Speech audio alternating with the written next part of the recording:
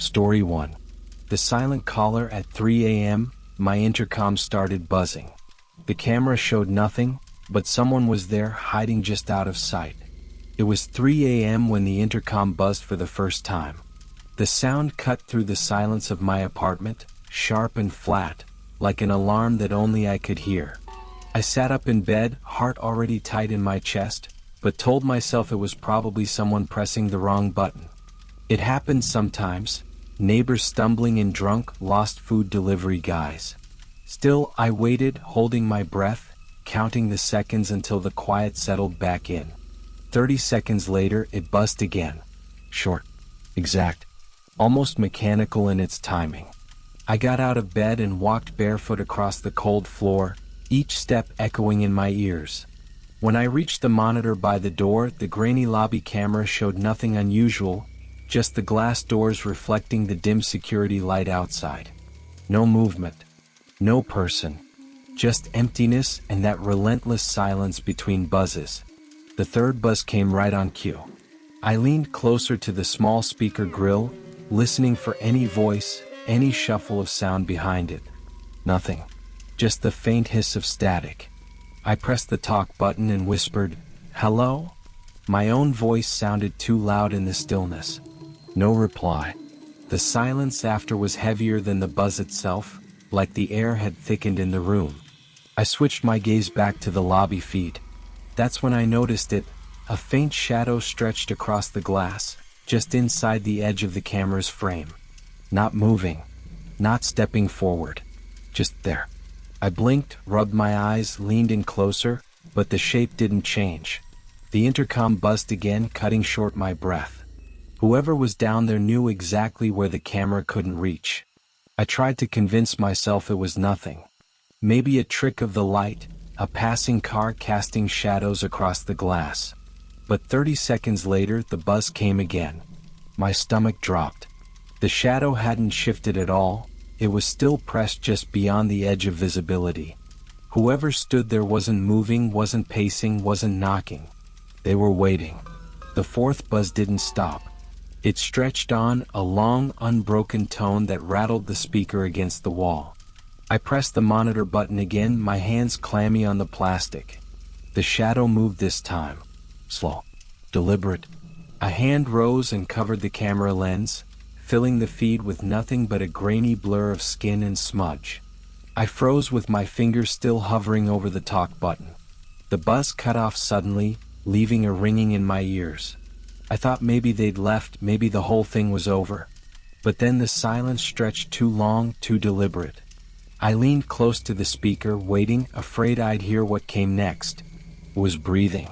Faint, steady, drawn too close to the microphone. No words, no threats, just the sound of someone standing there, exhaling into the line. I stumbled back, heart pounding, every nerve in my body screaming to do something. Call security, call the police, call anyone. Instead, I stood frozen in the dark, listening to that breath that shouldn't have been inside my home. I slammed the handset back into place as if cutting the connection could erase the sound. The room felt smaller now, like the walls had edged closer. I kept staring at the dark screen, hoping the shadow would be gone when I pressed the monitor again. My hand shook as I hit the button. The feed flickered on. No hand. No shadow. Just the empty lobby doors reflecting the same pale light. For a second, relief swelled in me. Maybe they had left, maybe I'd imagined it all. But as I stepped back, the intercom buzzed one final time, sharp and jarring, like it wanted me to know the game wasn't over. I didn't answer that last call. I sat on the floor beside the door, knees pulled tight to my chest, waiting for hours until the first light of morning seeped through the blinds. When I finally dared to leave for work, my steps were slow, cautious, as if the figure might still be waiting just beyond the lobby doors. At the entrance I saw it. The intercom button was taped down with a strip of clear packing tape, pressed into place so it would buzz without end. My throat closed up. Someone had stood there in the dark, their finger free, their attention fixed on me. I don't know if they'll come back. I don't know if they already have. Would you answer? Story 2. Garage stalker. At 2:57 a.m., my apartment's garage intercom buzzed.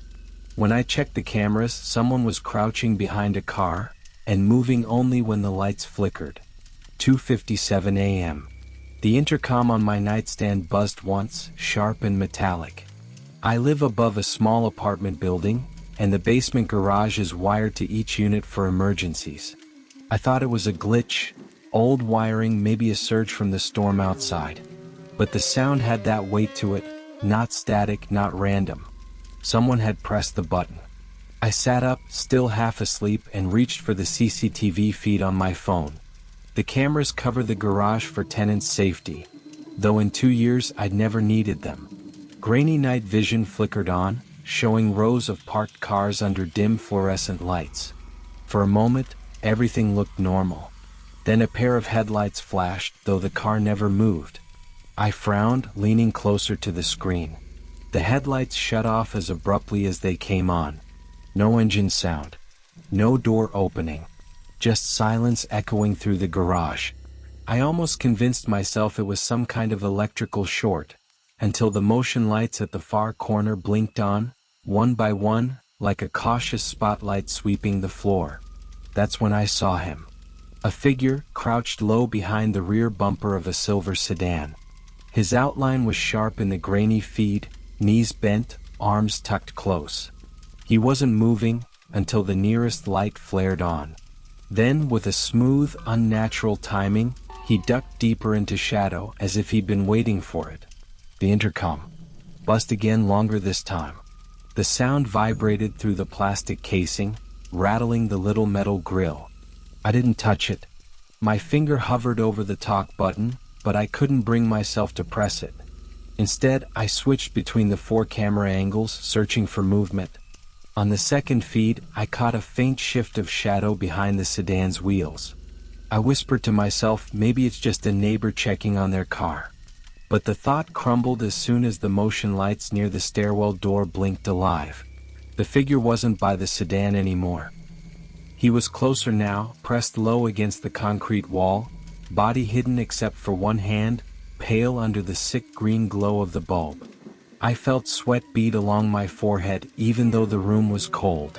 The intercom crackled again, a staccato burst that cut off, then returned, like someone tapping the button instead of holding it. My chest tightened with each buzz. I switched back to the main feed just in time to see the figure tilt his head toward the camera. His face was hidden in the angle, but I swear he knew I was watching. The lights above him flickered once, twice, and when they steadied, he had moved. No transition, no blur, just closer. 10 feet from the stairwell door now. His crouch made him look like he was spring-loaded, knees bent, hands dangling too close to the ground. I pressed the intercom button with a shaking thumb and said, "Who's there?" My voice echoed down, but he didn't answer.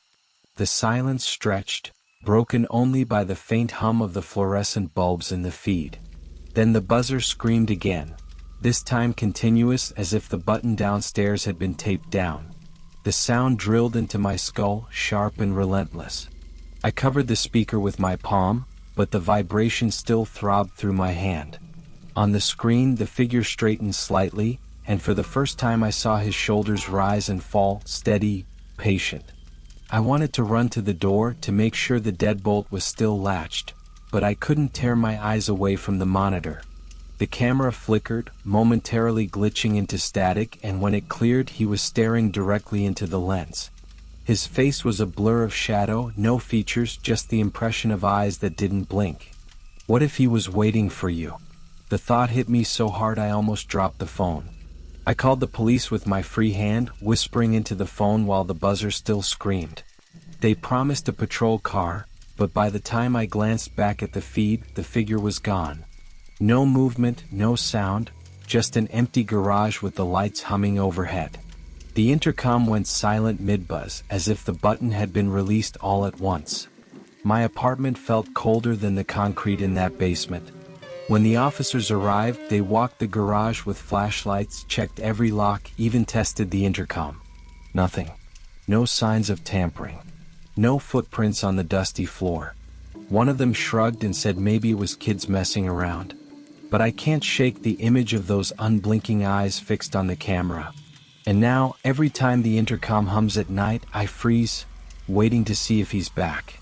Story 3. Stairwell Intruder. 3:12 a.m. The intercom buzzed from the stairwell, a line no one had touched in years. It was 3:12 in the morning when the stairwell intercom buzzed. I froze halfway through scrolling on my phone because in 3 years of living here, that intercom had never been used. It wasn't even connected to the main lobby system. It was only for emergencies, like a fire. I waited, thinking it was some kind of electrical glitch, but then the door handle rattled. A metallic scrape echoed up the stairwell, sharp enough that I felt it through the thin walls of my apartment. I muted my TV, holding my breath. The stairwell camera feed was on a private app for tenants, something the landlord installed after a break-in years ago. I tapped it open with shaky fingers. The screen lit up in grainy green. A man stood hunched at the fire escape door, his face obscured by a hood.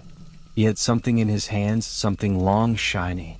When he shifted, the reflection gave it away, a crowbar. The intercom buzzed again.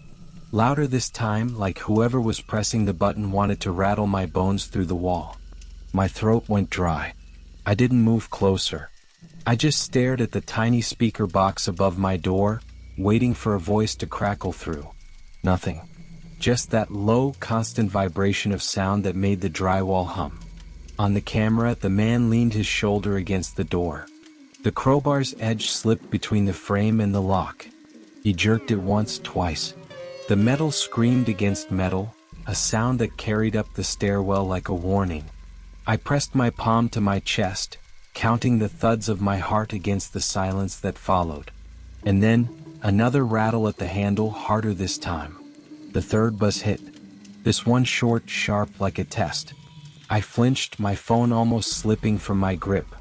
On screen, the door jolted an inch open, the crowbar forcing the frame to bend.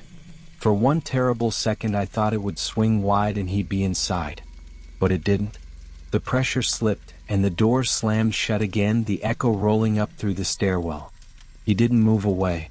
He just stood there, crowbar hanging at his side, his hood low enough that the camera never caught his face. He tilted his head, listening. To what? I realized my apartment light was still on. My blinds were thin. If he looked up, he'd see me watching. I dropped my phone to the couch cushion, heart hammering, praying the silence would swallow me whole.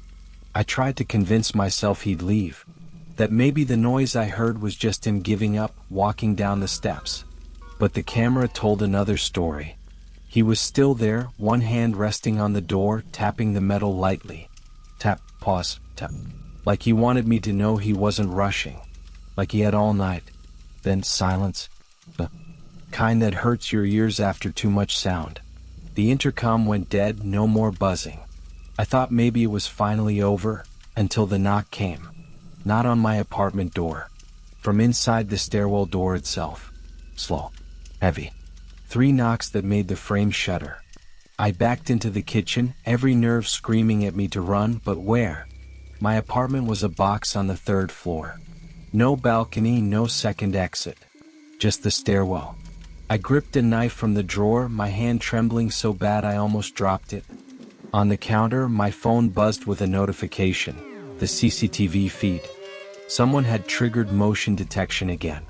I forced myself to look. The screen showed the stairwell door, still closed, still locked, but the scratches were there now. Fresh, deep grooves around the latch, like the metal had been chewed. The man was gone. Vanished without a sound. Only the marks remained, proof I hadn't imagined the whole thing. My breath fogged the dark screen as I whispered to myself, "Would you check the door?" I didn't sleep. I sat on the couch until dawn, lights burning in every room, the knife never leaving my hand. Every little sound in the building made me flinch. The elevator and neighbors' footsteps, the plumbing knocking in the walls. I kept checking the feed, praying nothing would move in that greenlit frame. It stayed empty, silent, waiting. When the sun finally came, I opened my door with shaking fingers. The hallway smelled faintly of rust, though no one else seemed to notice. Down at the stairwell door, I saw them. Scratches raked across the lock, metal curled and splintered. Not just at the latch, at the edges too, as if someone had tried again and again. I can't stop thinking, if the door had given way, if he'd stepped through, what would I have done? Story 4. Elevator caller at 3 a.m. The elevator intercom rang once. What I saw next on the CCTV still keeps me awake. It was exactly 3 a.m. when the elevator intercom rang once. The sound came sharp through the speaker in the security room, just a single buzz, as if someone pressed the call button from inside. I froze with my coffee halfway to my lips. At that hour the building was empty. The residents were asleep. Cleaning staff had clocked out 2 hours earlier. I leaned closer to the monitor, eyes fixed on the feed. The elevator sat idle on the ground floor, doors closed, no movement at all. Still, the intercom light blinked red. For a second I thought maybe it had shorted out, just a glitch in the wiring. But then the buzzer stopped, like someone had let go. And silence pressed in harder than before. I switched to the CCTV angle inside the car. Empty. Just the dull glow of the ceiling light and the brushed steel walls reflecting it back. I clicked through the other cameras, scanning the lobby, the hallway outside. Nothing. When I returned to the elevator feed, my stomach tightened. A man was kneeling at the panel by the floor buttons, head bent, a screwdriver glinting in his hand. Wires spilled out like veins, bright against the dull metal. He moved slow, deliberate, as if testing each strand. But I hadn't seen the doors open. I hadn't seen him enter at all. I stared at the screen, replaying the last minute in my head. No movement in the lobby, no figure stepping inside. Yet he was there, crouched low, shoulders rising and falling in a rhythm too calm for a break-in. His jacket was dark, hood pulled up, but I caught the pale edge of a jaw when he tilted toward the wiring. The intercom buzzed again. Longer this time. A grating tone that filled the security room, vibrating through the cheap plastic speaker. I reached for the phone on instinct, but my hand froze mid-air. The man inside wasn't looking at the wires anymore. He was staring directly at the intercom unit, head angled as if listening to my side. Then the feed glitched. For a breath, the picture warped, lines tearing across the screen. When it cleared, the man had shifted closer to the doors. They were half open now, straining against the mechanism, metal grinding in protest. The car should have locked itself out, but instead it began moving upward, doors still pried apart, dark shaft visible on both sides. The intercom buzz grew harsher, crackling with static. Beneath it, faint and muffled, came the sound of laughter. Not loud, not forced, just a low, steady chuckle pressed through the line. My skin prickled. I wanted to mute it, to shut the whole thing off, but I couldn't.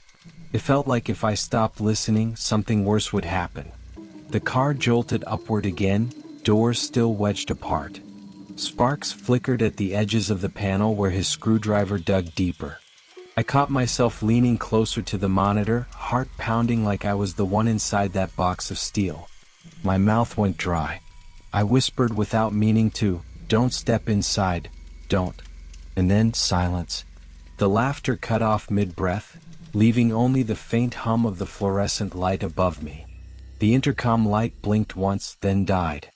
On the screen, the elevator froze between floors, doors trembling but never shutting. The man wasn't moving anymore. He just crouched there, motionless, face hidden. I waited for security backup, but no one came. I couldn't bring myself to leave the monitors.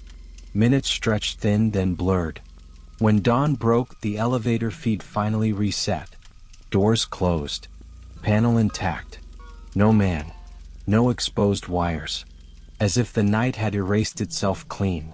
But I can't forget the sound. That low laugh bleeding through the intercom, vibrating in my chest long after the speaker went dead. The residents still ride that elevator every day, smiling, unaware. Sometimes, when I pass the doors, I think I hear it again, just beneath the hum of the motor. Would you step inside? Story 5. Hallway watcher at 3:09 in the morning, my apartment intercom wouldn't stop buzzing.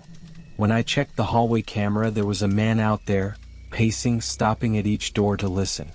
It was 3:09 in the morning, when the intercom on my wall gave a short, static buzz. I live alone, 4th floor, narrow apartment hallway with cheap carpet and a single camera above the stairwell. At first I thought it was a glitch. The building's wiring is old and sometimes the front buzzer crackles like that. But then it buzzed again, longer this time, as if someone was leaning on the button. I picked up the handset, half asleep, but there was no voice. Just a faint hiss, like the sound of a microphone pressed too close to fabric. I hung it back and turned toward my bedroom. That's when I noticed the feed from my hallway camera flickering on the small screen near the door. A man was there, standing a few feet from my neighbor's door, his head tilted like he was listening. He moved slowly, almost deliberately, down the hall. His shoes barely made a sound on the carpet, but the camera's cheap microphone caught the faint rhythm of his steps. Each door he passed, he paused, pressing his ear close to the wood for a few seconds before moving on. It was like he was searching for something, listening for signs of life. When he reached my door, the intercom buzzed again, sharp and insistent this time. My chest tightened.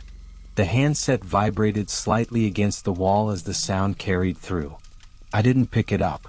Instead, I froze, staring at the small monitor as the man leaned closer, his head almost resting against my doorframe.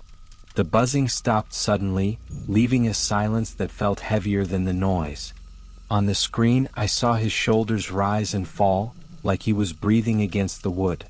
My own breath was shallow, caught in my throat as I pressed my bare feet into the cold floor, waiting for him to move. After what felt like a full minute, he finally stepped back. For a second I thought it was over, that he would keep walking toward the stairwell. But instead, he tilted his face upward, straight toward the camera above the hall. The monitor flickered as he leaned closer, filling the screen with an unfocused blur of his features. The intercom buzzed again, but this time it didn't stop. A flat, continuous drone filled the apartment, vibrating in the walls and rattling faintly in the glass of the picture frame above my couch. My hand hovered over the handset, torn between wanting the sound to end and not wanting to acknowledge him. Against my better judgment, I picked it up. At first there was only static. Then beneath it, something faint, like slow tapping. My blood went cold when I realized it wasn't coming from the line. It was knocking. Soft, deliberate knocks. Right against my door. I pressed my palm against the wood, half to steady myself, half to convince my body that the barrier was still solid between us. The knocking matched the rhythm of my heartbeat, each one landing with surgical patience. I wanted to call someone, anyone, but the thought of speaking felt like it would give me away. The buzzing cut out. The knocking stopped. For a few heartbeats, the apartment was swallowed by silence. I risked a glance at the monitor. The hallway was empty. No figure. No sound. Just the dim line of doors stretching into the distance, lit by the same flickering bulb. It should have been a relief, but it wasn't. I stayed by the door, staring at the monitor, waiting for him to return. Minutes passed. Then I noticed something I hadn't before. The recording option on the feed was grayed out. I couldn't rewind, couldn't save anything. The system had wiped itself as if nothing had ever happened. My screen showed only a live view, an empty hallway no one would believe. I didn't sleep the rest of that night. Every time the pipes creaked, I thought it was him. Every time the wind rattled the glass, I thought it was buzzing again. I still live here, still watch that hallway, still keep the handset on the hook. But sometimes, when I close my eyes, I hear the faintest tapping on the other side of the door. Would you open it?